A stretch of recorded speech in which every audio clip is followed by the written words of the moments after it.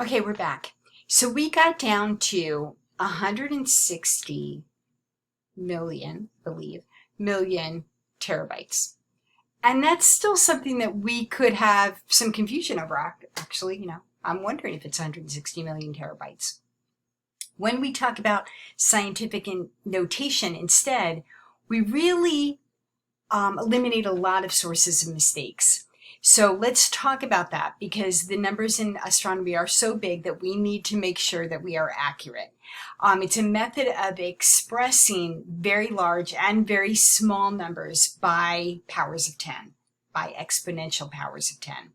So for instance, what we can do is this. We can say that we can go from that 16 meters to that 160 quintillion meters.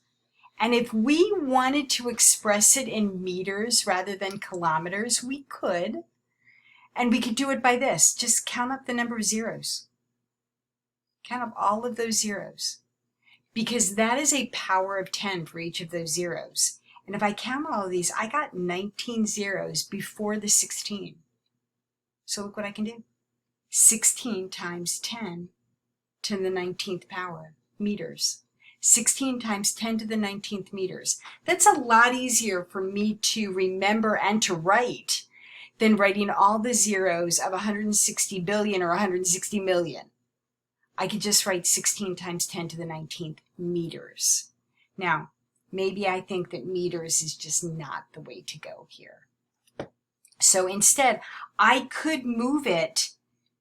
Well, actually, I'm gonna do one thing before that.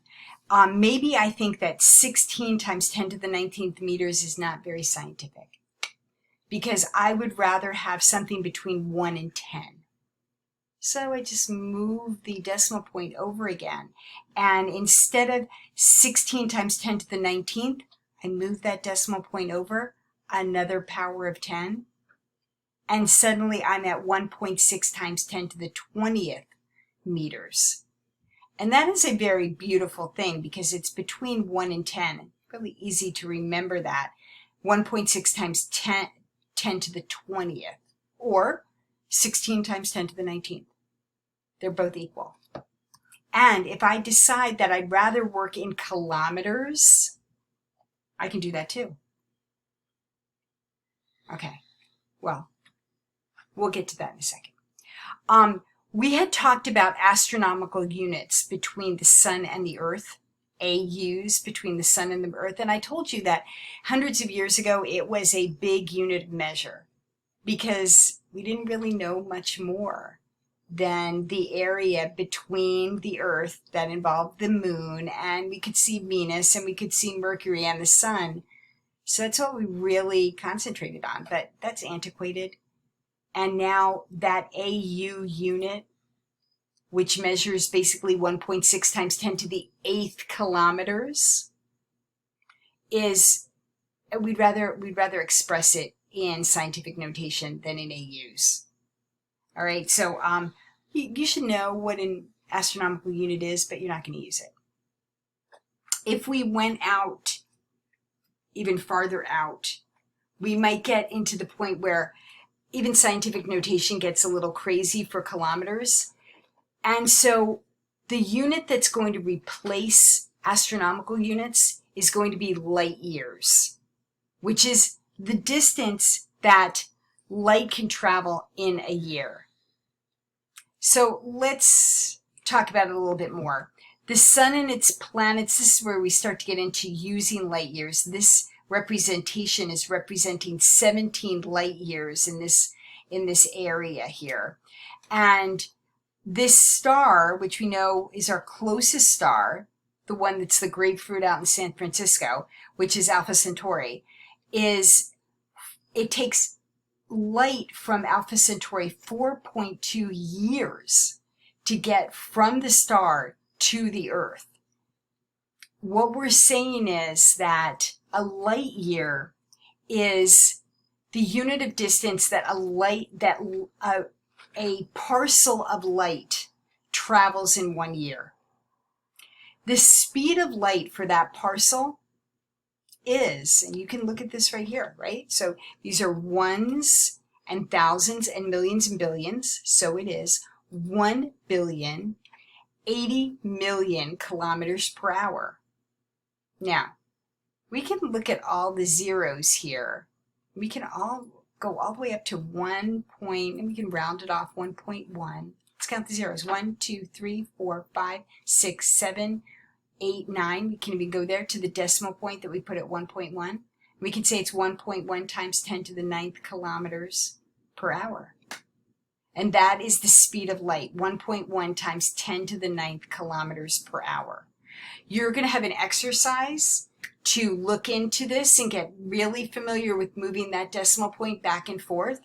This should be a review for you, but you'll really work on this for your exercise, and then when you get to your quizzes, you'll be able to do this for your quiz and move that decimal back and forth. Now, if we wanted to look at the number of kilometers that light travels in a year, we still have conversion factors, and we still have a lot of multiplication to do. So your assignment is going to work with metric, and it's going to work with scientific notation. It's going to work with conversion factors. Here's an example for you. If we have 1.1 times 10 to the 9th, I have to change this and make it an exponent. I will do that on the PDF. That's going to be 10 to the 9th. That's the exponent. If that's 1.1 times 10 to the 9th kilometers per hour, and we want to get to how many kilometers per year, we want to do some canceling. So I say, well, there's 24 hours in a day. That's times 1. And look, I have hours in the denominator and hours in the numerator. I can cancel those. That's good. And then I know that there are 365 days in a year. That equals 1. Because it's the same. 365 days is the same as a year. That equals 1. And I can cancel my days. And look at this. I'm left after all of this multiplication with kilometers per year. Kilometers per year. And I'm going to be changing this. 9,636 times 10 to the 9th kilometers per year. All right. So you'll see a different one on your PDFs. But you can say 9,636 times 10 to the 9th kilometers per year. But you really might want to put that between 1 and 10. And I can take this back and I can move that decimal point over 3 places, add 3 places to this. 9 plus 3 equals 12. And I can say 9.636 times 10 to the 12th kilometers per year. And that is the speed of light, the yearly speed of light. So that light year that you are talking about is 9.6, roughly, times 10 to the 12th kilometers per year. Now, you should know that if you were going the speed of light, I think that you go around the Earth 7.5 times in a second, going the speed of light. It's pretty amazingly fast. All right. When you compare it, the sun's light takes 8 minutes to get to Earth. The nearest star, their light takes 4.2 years to reach Earth. So you can get an idea of how far away the nearest star is. When you go out, and instead of we're not looking at kilometers now, we're looking at light years, 170,000 light years in diameter. That's when we see our Milky Way. And remember, the galaxy is the large system of stars and star clusters and gases and dust, everything, nebulae, we'll learn about nebulae, orbiting a common center and pulled together by gravity, just to keep you in the loop of what a galaxy is. So when we get out to 1,700 light years, in other words, it takes the light from one edge of our area 1,700 years to get to the other edge of our area. Our sun, all the neighboring stars around it, are just in the background of thousands of stars in an area that is surrounding our galaxy at 17 million light years. in a cluster of galaxies, 17 million light years.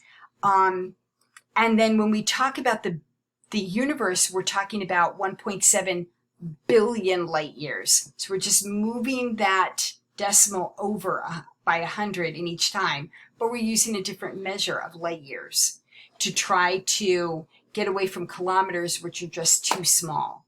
So, but we're still at 1.7 billion light years, which is just inconceivable almost.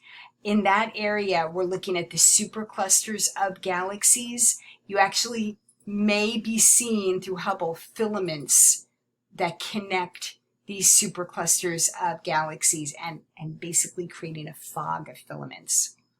So lastly, we want to talk about how long this has been going on. And the universe started with the Big Bang, which we will study, about 14 billion years ago. And we will talk about when galaxies and stars formed after the universe formed. Galaxies and stars started about 10 billion years after the galaxy formed. We'll talk about why there was such a delay. And humans have only existed on Earth for 4 million years, and civilization has only been around for about 10,000 years. So we are basically a very, very small blip. If you looked at a year, we go back to scale where we started. If you looked at a year and the Big Bang was January 1 of the year, we would be at midnight on New Year's Eve. So, and like at midnight, at the second. So that gives you an idea of the scale of time there that we're talking about. It's really unfathomable. You can go over in your review what some of these are, and that will help you to study a bit more, but we've gone over many of them. And I want you to know that astronomy, for our last set of lectures, is going to look at the scientific method for bringing evidence to these observations. So we are going to be studying the universe with the scientific method and critically looking at observations, calculations, and we will be collecting more data about the universe, applying some math to it. It's just a lot of decimals back and forth. I'll do it. I'll teach you how to do it, so that we can understand our place and where we're going. I'll see you on the other side.